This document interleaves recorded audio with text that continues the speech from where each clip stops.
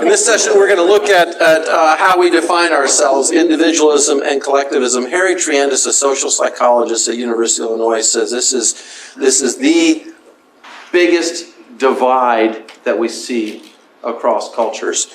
And as a matter of fact, you will find people linking collectivism to indirect communication, high context, collectivism to large power distance. Collectivism isn't necessarily tied to gender role separation, but you can see individualism, collectivism kind of at the bottom of things, and then other cultural values play off of this on a regular basis. So let's go ahead and look at this framework. You can identify, certainly it's a spectrum, but I have labeled 4 categories within this, from someone being collectivistic to someone being individualistic. And you'll see on either end of the category, the orange self is simply drawn larger, but that person's view of self is tied into their intimate, social, and cultural environment. They define themselves in light of their environment. As a matter of fact, the good collectivist will change depending on the environment, whereas the good individualist is expected to be the same no matter what the environment. And so training independent individual Westerners to cross cultures successfully, they have to learn how to buy into the idea of behaving differently. I had one student ask me many years ago, will my theology change? And there was some concern in his voice. And my answer today is, I hope so. Because none of us would get a 100 on God's theology exam. You know, that's the simple reality. And my hope is that your theology will change for the better. Doesn't mean you're going to give up core convictions. That's not what I'm talking about. But sometimes your core convictions are wrong. And I would like to think if Scripture really does inform your theology rather than the other way around, when you begin to look at Scripture with eyes that understand the cultural dynamics, you might find your theology is skewed in a direction that's not biblically appropriate. So first, again, on the 2 extremes, you've got this idea of self intimately tied in the social and cultural and personal environment and the psychological environment. You're defined by who you're with. Watching child rearing in Kenya, I was struck by the fact that a Kenyan child was never alone. Not at night, not during the day. During the day, an infant was always on the back of somebody, always in the arms of somebody, never simply left alone. Physical touch was always a part of their life the first year and a half to 2 years. What do they learn through that process? I am connected to people. And that's what it means to be human. I am constantly connected to people. Now, the 2 middle circles are dealing with more of what we see in the real world. The second circle from the left, the self with the overlapping circles, almost looks like a Venn diagram, is simply saying a Japanese person growing up has a family circle in which, I'll use this case, he defines himself, but he also has an educational circle. Once they've gone to a certain university, they are forever graduates of that university. And that ties into who they are. We have alumni associations here in the United States as well, too. A third circle would be a work circle. And all 3 of these define who this person is. So when they think of themselves, they think in relation to those 3 circles. They might have more than 3. But you have to understand, when I'm a collective, it doesn't mean everybody is part of all of my collectives. Or if I'm teaching in a collective society, it doesn't mean every student is part of that same collective. Students might be part of different collectives even within the society. They went to different high schools, for example. They're from different parts of the country. They're from different families. But still, you'll see that the self in those circles is entirely in each circle. And the circles have a certain amount of overlap. The second from the right self is linked simply by a line or an arrow to these 4 different shapes, each representing a different circle. So it might be my buddies. I'm thinking of an individualist now. It might be my church friends. It might be my colleagues at work. But I still idealize myself as independent from them in some way, even though I'm connected to them.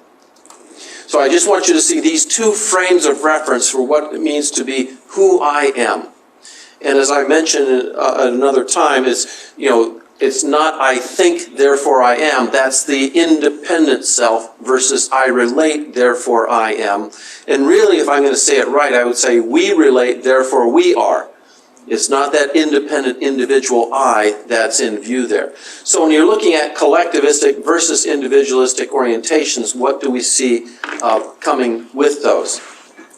The collectivist is concrete, tied into real events, as opposed to abstract or principial. Now, the individualist is more principle-based, so what you'll see is a contrast set with the collectivist, but the concrete real events are things that can tie into this, and it's not always true in a collective society. There are other issues behind this, but coming up to a stoplight at 2 a.m. in the morning in the desert, when there are no other cars around, do you stop or not?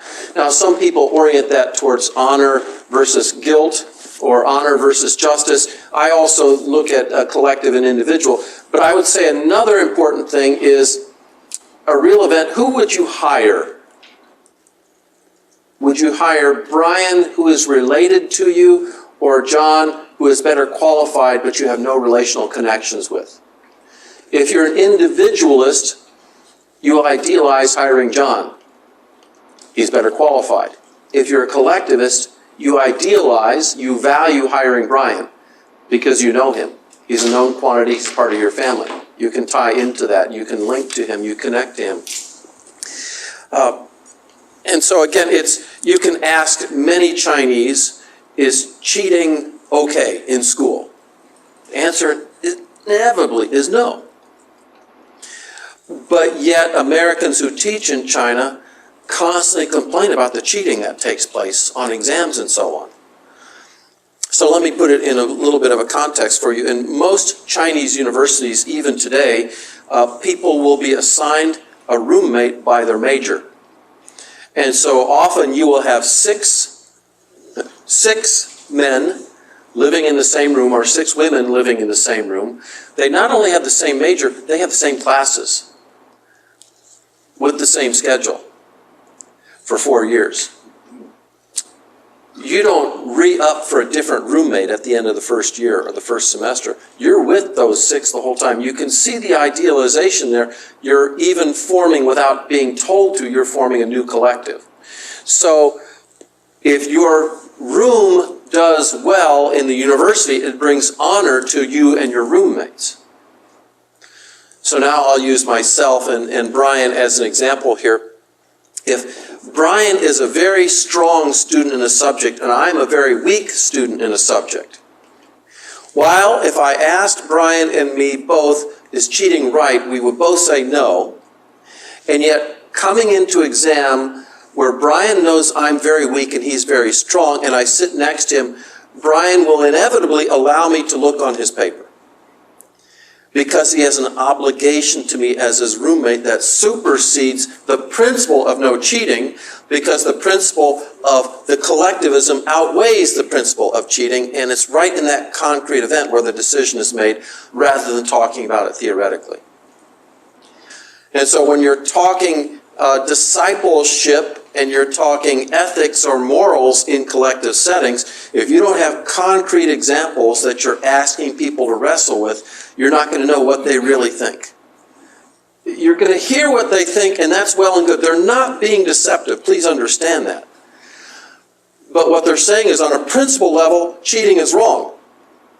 But when it comes to my roommate, this is a higher concrete event that causes me to allow this to take place. They are close in touch, and by this we typically mean that, and this is most commonly within genders rather than across genders.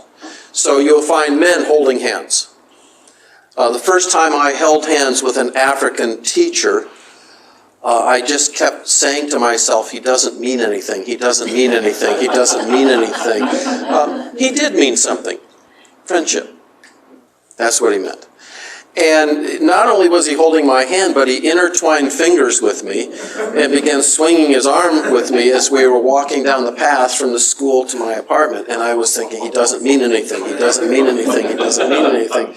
Well, the simple reality is in collective cultures, you will see, especially people of the same in-group, remember the Kenyan baby who's raised always touching. That means I'm connected to you. You don't touch across the genders because that's a sexual issue. But within the gender, you'll be touching on a regular basis. So my wife and I dated in Kenya where we were not allowed to hold hands in public. And we came to the U.S., now we were married. By the time we got to the U.S. and we were in a mall, even after you're married, you don't hold hands with your wife in public because it still means you lack control. Now in the urban setting, that's changing somewhat. But the reality is you don't put your arm around your wife in church. You don't hold hands in church because there's no more sacred place than to lose control. What does that mean to the people watching you? So we didn't hold hands. We didn't have any public displays of affection in Kenya. We came to a mall in the United States and I said, I want to hold your hand. I can do it now. Okay, fine. And we held hands for about 1 minute. And she said, I just don't feel comfortable.